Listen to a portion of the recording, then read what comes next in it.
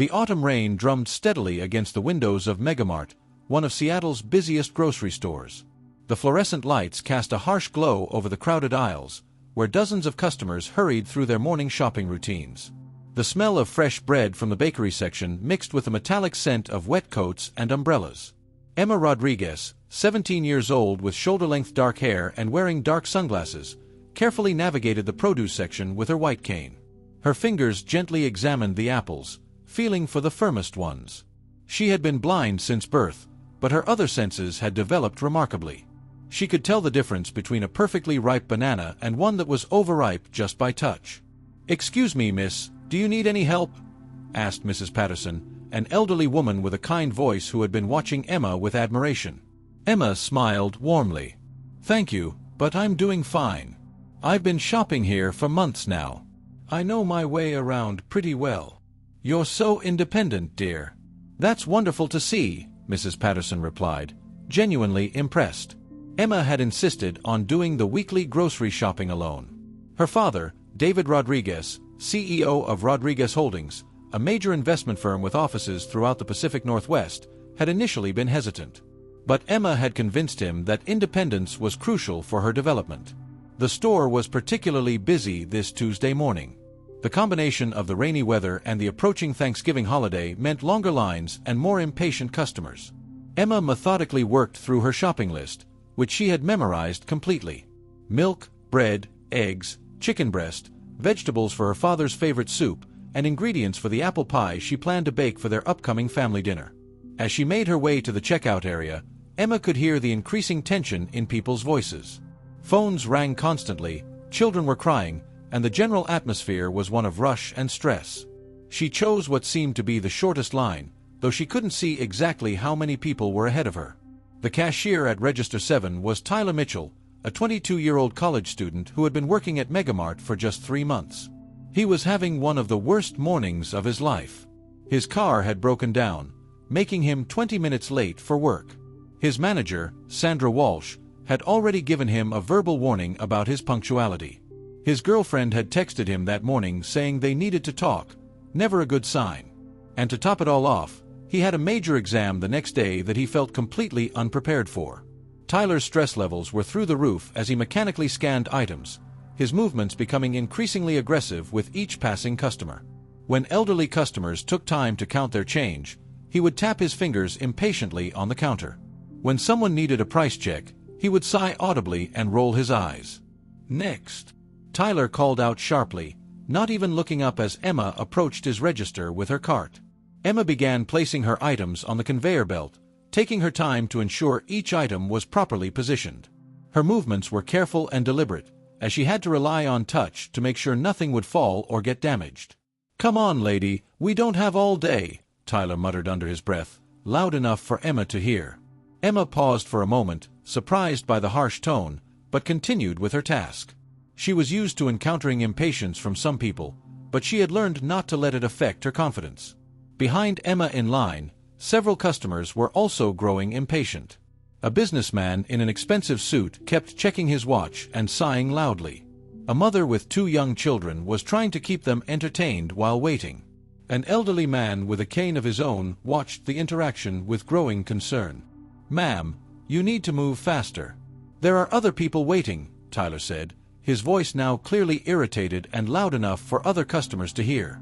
Emma felt her cheeks flush with embarrassment, but she maintained her composure. "I'm sorry, I'm going as fast as I can. I'm blind, so I need to be careful with my items." Tyler's eyes widened for a moment when he realized Emma was blind, but instead of feeling sympathy, his stress and frustration took over. In his mind, this was just another obstacle in his already terrible day. "Look, I don't care what your situation is. You're holding up the entire line. Maybe you should have someone else do your shopping if you can't handle it yourself," Tyler said loudly, his voice carrying throughout the immediate area. A hush fell over the nearby customers. Several people stopped their conversations to stare at the unfolding scene. Mrs. Patterson, who had been in a different line, heard the commotion and turned to look, her face immediately showing shock and disapproval. Emma's hands trembled slightly as she continued to place items on the belt. She had faced discrimination before, but never so publicly and harshly. The weight of everyone's stares, even though she couldn't see them, pressed down on her shoulders. "I understand you're busy, but I have every right to shop here just like anyone else," Emma said, her voice steady despite her inner turmoil. "Yeah, well, your rights are making everyone else late." "This is ridiculous," Tyler shot back, now scanning her items with unnecessarily rough movements, causing some of the more delicate produce to get bruised. The businessman behind Emma finally spoke up. "Hey, take it easy on her, man. She's doing her best." Tyler whipped around. "Mind your own business. I'm just trying to do my job efficiently." But the damage was already done. Emma could feel the collective tension in the air, the mixture of sympathy from some customers and impatience from others. Her confidence, which she had worked so hard to build over the years, began to crack under the public humiliation. As Tyler finished scanning her items with obvious irritation, Emma carefully reached into her purse to get her wallet. Her hands were shaking now, making the simple task more difficult than usual. "Great, now she can't even find her money," Tyler said sarcastically to the customer behind Emma, loud enough for everyone to hear.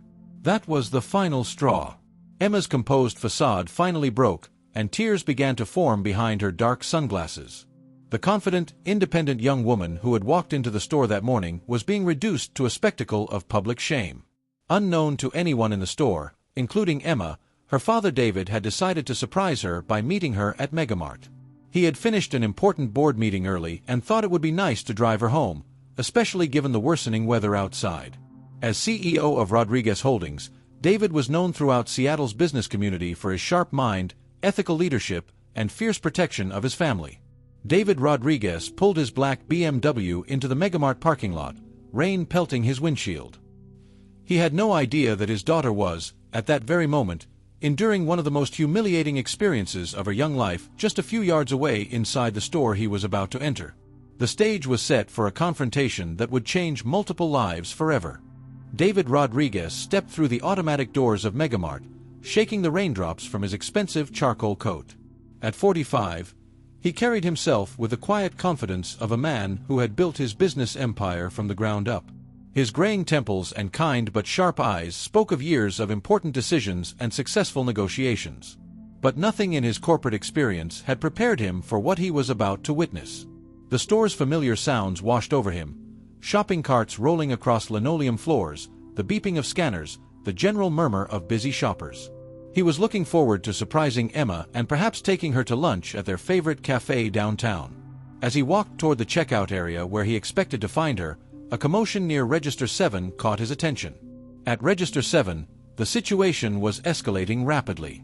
Emma's hands were trembling as she tried to count out the exact change, her usually steady fingers fumbling with the bills and coins. The public humiliation had shattered her carefully constructed confidence, and simple tasks that she normally performed with ease were now becoming monumental challenges. "Jesus Christ, are you kidding me right now?" Tyler said loudly, throwing his hands up in exasperation. "You're going to count out exact change? This is unbelievable." Several customers in line were becoming visibly uncomfortable. Mrs. Patterson had left her own line and approached Register 7, her elderly face flushed with indignation. "Young man, there is absolutely no need to speak to this girl that way," Mrs. Patterson said firmly, her voice carrying the authority of someone who had raised 6 children and taught elementary school for 30 years. Tyler turned his glare toward the elderly woman. "Ma'am, please stay out of this. I'm trying to do my job here, and she's making it impossible. Your job is to serve customers with respect, not to berate a young lady who's doing nothing wrong," Mrs. Patterson shot back. Emma, caught in the middle of this public spectacle, felt smaller and smaller with each passing second. Tears were now streaming down her cheeks, visible even behind her dark sunglasses. Her voice barely above a whisper, she said, "I'm sorry, I'm trying to hurry." "Don't apologize to him, dear," Mrs. Patterson said gently, placing a protective hand on Emma's shoulder. "You have nothing to be sorry for." Tyler's frustration reached a boiling point. His terrible morning, combined with the growing crowd of onlookers and the old woman's reprimand, pushed him over the edge. "Look, lady," Tyler said, his voice now raised enough to be heard several aisles away, "I don't know what kind of special treatment you think you deserve, but this is the real world. If you can't handle normal activities like shopping, maybe you should stay home and have someone else do it for you." Stop wasting everyone's time." The words hit Emma like physical blows. Her worst fears about being seen as a burden, about being unable to function independently in society, were being voiced loudly in front of dozens of strangers. She had worked for years to overcome the limitations others tried to place on her, and now this stranger was publicly declaring her incompetent. I just want to pay for my groceries," Emma said, her voice breaking. "Well, you're doing a pretty pathetic job of it," Tyler continued, completely oblivious to how cruel his words were. "Maybe next time think twice before coming out in public if you can't handle it." The silence that followed was deafening. Even the other cashiers had stopped scanning items to stare at the scene unfolding at Register 7. The businessman who had defended Emma earlier looked like he wanted to intervene physically. Mrs. Patterson's face was red with anger, and she opened her mouth to give Tyler a piece of her mind that would have made him regret every word he'd spoken. But before anyone else could respond, a deep, controlled voice cut through the tension like a knife. "What did you just say to my daughter?" David Rodriguez had approached from behind, and his presence immediately commanded attention. His voice was quiet, but it carried the unmistakable authority of someone accustomed to being heard and obeyed. Every person within earshot turned to look at the impeccably dressed man whose eyes were fixed on Tyler with laser-like intensity. Tyler, still caught up in his own anger and completely unaware of who he was now facing, turned around with irritation. "Your daughter is holding up my entire line, sir. Maybe you can talk some sense into her about how the real world works." David's expression didn't change, but those who knew him well would have recognized the dangerous calm that preceded his most decisive business moves. He stepped closer to the register, and Emma, recognizing her father's voice, felt a mixture of relief and mortification. "Dad," Emma whispered, her voice small and broken. "I'm here, sweetheart," David said softly, placing a gentle hand on his daughter's shoulder while never taking his eyes off Tyler. "What exactly has been happening here?" Tyler, still completely clueless about the gravity of his situation, decided to double down. "Look, sir, I'm just trying to do my job efficiently. Your daughter here has been taking forever to check out, and when I tried to move things along, she got all upset. Maybe she needs to learn how to function in public before coming to places like this." The words hung in the air like a toxic cloud. David Rodriguez, a man who had negotiated billion-dollar deals while maintaining his composure, who had faced down hostile takeovers with steely calm, felt a rage unlike anything he had ever experienced in his professional life. But David was also a man who understood the power of strategic thinking. He knew that losing his temper would accomplish nothing productive. Instead, he reached into his jacket pocket and pulled out his business card. A simple, elegant card with David Rodriguez, CEO, Rodriguez Holdings, embossed in clean, professional lettering. "I think there's been a misunderstanding," David said, his voice still deadly calm as he placed the business card on the counter in front of Tyler. "My daughter Emma is one of the most capable, intelligent, and independent people I know. She happens to be blind, which means she needs a few extra moments to complete tasks that others might take for granted. What she doesn't need is to be publicly humiliated by someone who clearly doesn't understand the first thing about customer service, human decency, or basic respect." Tyler picked up the business card, and as he read it, the color began to drain from his face. Rodriguez Holdings wasn't just any company. It was one of the largest private investment firms in the Pacific Northwest, with holdings in dozens of major businesses throughout the region. And Megamart was one of the companies in Rodriguez Holdings' extensive portfolio. Oh no," Tyler whispered, finally understanding the magnitude of his mistake. David continued, his voice remaining calm but carrying an unmistakable edge. "For the past several minutes, you have been verbally abusing my daughter in front of dozens of witnesses. You have told her she doesn't belong in public, that she's pathetic, and that she should stay home. You have turned what should have been a simple shopping trip into a humiliating ordeal for a 17-year-old girl whose only crime was needing a little extra time to complete her transaction." Emma stood silently beside her father, tears still streaming down her face, but beginning to feel a sense of vindication as she heard her father's measured but devastating words. Tyler was now visibly shaking. "Sir, I didn't know. I was having a bad morning and—" "Stop," David said firmly. "A bad morning doesn't excuse treating another human being with such cruelty. And my daughter's disability certainly doesn't make her a lesser person or someone who deserves to be treated with anything less than complete respect." The entire checkout area had fallen silent.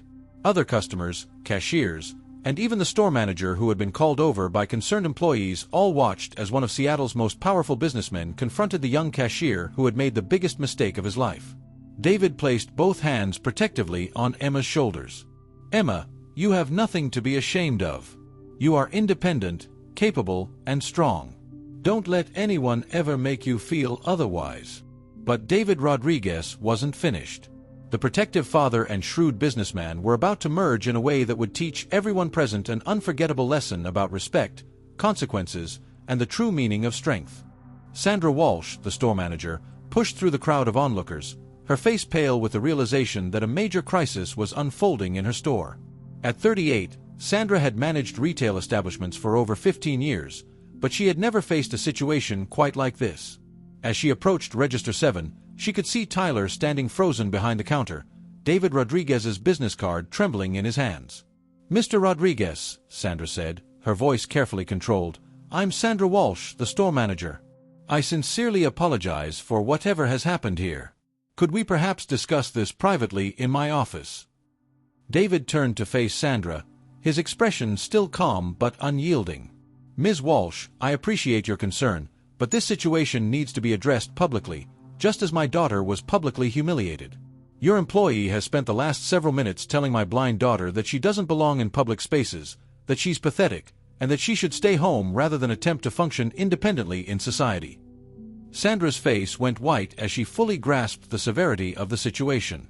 She looked at Tyler, who was now slumped against the counter, the full weight of his actions finally crashing down on him. "Tyler," Sandra said sharply, "is this true?"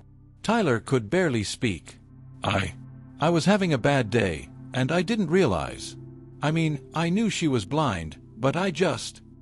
He trailed off, unable to find words that could possibly justify his behavior. Emma, still standing beside her father, had stopped crying. The initial shock and humiliation were giving way to something else, a quiet strength that came from seeing her father's unwavering support and witnessing the consequences of Tyler's actions unfold in real time. "Ms. Walsh," David continued, "I want you to understand something very clearly. Rodriguez Holdings owns a significant stake in the parent company that operates this store. But even if we didn't, even if I were just a regular customer, what happened here today would be completely unacceptable." The crowd around them had grown larger. Other customers had stopped their shopping entirely to witness this unprecedented confrontation. Many were pulling out their phones, recognizing that they were watching something significant unfold. Mrs. Patterson stepped forward, her elderly voice carrying clearly through the silent store. "I saw the whole thing, Mr. Rodriguez. Your daughter was nothing but polite and patient. This young man was cruel and completely out of line." Several other customers nodded in agreement, murmuring their support for Emma and their disgust at Tyler's behavior. David looked directly at Tyler, who was now clearly fighting back tears of his own. "Son, I want you to understand something. My daughter Emma was born blind, but she has never let that define her limitations. She maintains a 4.0 GPA in high school. She plays piano at a near-professional level. She volunteers at a local animal shelter every weekend. She speaks 3 languages fluently. She has never, not once, asked for special treatment or used her blindness as an excuse." Emma looked up at her father with surprise and gratitude. She rarely heard him speak about her accomplishments so publicly, and his words were healing some of the wounds that Tyler's cruelty had opened. "But today," David continued, "you decided that her blindness made her somehow less worthy of basic human respect. You decided that her need for a few extra minutes was an inconvenience that gave you the right to humiliate her in front of strangers." Tyler finally found his voice, though it was barely above a whisper. "Mr. Rodriguez, I am so sorry. You're right, there's no excuse for how I treated your daughter. I was completely wrong, and I don't know how to make this right." David studied Tyler's face for a long moment. The young man's remorse appeared genuine, but David had learned long ago that actions had consequences, regardless of regret. "Ms. Walsh," David said, turning back to the store manager, "I need to know what steps you're going to take to ensure that this never happens to my daughter or anyone else in your store again." Sandra nodded emphatically. "Mr. Rodriguez, Tyler will be terminated immediately. We have a zero-tolerance policy for discrimination and harassment of customers, and this clearly violates every standard we hold our employees to." Tyler's face crumpled. "Please, Ms. Walsh, I need this job. I'm putting myself through college, and if I get fired, I don't know how I'll pay for school. I know I messed up terribly, but please." "Tyler," David interrupted, "the consequences of your actions aren't Ms. Walsh's fault or mine. They're the direct result of choices you made. You chose to be cruel to someone who was vulnerable. You chose to make her feel unwelcome and ashamed.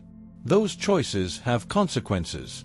Emma, who had been listening quietly, surprised everyone by speaking up. "Dad, can I say something?" David looked down at his daughter with concern. "Of course, sweetheart. Whatever you want to say." Emma turned in Tyler's general direction, her voice steady now despite the tear tracks still visible on her cheeks. "Tyler, what you said to me today was hurtful and wrong. You made me feel like I was somehow broken or didn't belong in the world. But I want you to understand something. I'm not going to let your words define me or limit what I believe I can accomplish." The store had become so quiet that Emma's words carried to every person in the checkout area. "I also want you to understand that being disabled doesn't make someone weak or incapable. It just means we sometimes do things differently. If you had taken just a moment to ask if I needed help instead of getting angry at me, this whole situation could have been avoided." Tyler nodded, tears now flowing freely down his face. "You're absolutely right, Emma. I was completely wrong, and I'm so sorry." Emma paused, then continued. "I don't know what kind of morning you were having or what was making you so angry, but that's not an excuse for treating people badly. However..." She paused again, and everyone in the store hung on her next words. "However, I believe people can learn from their mistakes if they're truly sorry and willing to change." David looked at his daughter with amazement. Even in the aftermath of being publicly humiliated, Emma was showing a maturity and grace that impressed him beyond words. Emma turned toward where she knew her father was standing. "Dad, I know Tyler needs to face consequences for what he did. But maybe there's a way for those consequences to help him become a better person instead of just punishing him." David was quiet for a long moment, processing his daughter's words. Around them, the crowd waited to see how this unprecedented situation would resolve. Finally, David spoke. "Ms. Walsh, I have a different proposal. Instead of terminating Tyler, I want him to attend a comprehensive training program on disability awareness and customer service. I want him to volunteer for 40 hours at the Seattle Center for Independent Living, where he'll work directly with people who have various disabilities. I want him to write a formal apology letter to Emma, and I want him to complete diversity and inclusion training." Sandra looked surprised but relieved. That's very generous, Mr. Rodriguez." "I'm not finished," David continued. "If Tyler completes all of these requirements successfully and demonstrates genuine change in his behavior, Rodriguez Holdings will establish a scholarship fund in Emma's name to help students like Tyler who are working their way through college. But if he fails to complete any part of this program, or if there are any further incidents of this nature, he'll be terminated immediately and banned from all stores in our portfolio." Tyler stared at David in shock. You would do that? After how I treated Emma?" "I'm not doing it for you," David said firmly. "I'm doing it because my daughter has shown me that there's value in giving people a chance to learn and grow from their mistakes. But make no mistake, this is your one and only chance." Emma smiled for the first time since the ordeal began. "Thank you, Dad." Mrs. Patterson began to clap, and soon the entire crowd joined in applause. Several customers approached Emma to express their admiration for her strength and grace in handling such a difficult situation. As the crowd began to disperse, Tyler approached Emma hesitantly. "Emma, I know my apology doesn't make up for what I did, but I want you to know that I will spend every day trying to prove that I can be better than the person you met today." Emma nodded. "I hope you will, Tyler. And I hope you'll remember that everyone you meet is fighting their own battles and deserves to be treated with kindness." 3 months later, Tyler Mitchell completed his volunteer hours at the Seattle Center for Independent Living. The experience had transformed his understanding of disability and taught him that his assumptions about people's capabilities were often completely wrong. He had worked with individuals who were accomplished artists, successful business owners, loving parents, and brilliant students, all of whom happened to have disabilities.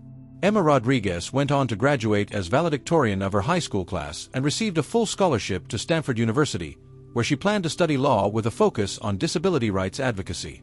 The Rodriguez Family Scholarship Fund was established with an initial endowment of $500,000, helping dozens of students each year pursue higher education regardless of their financial circumstances.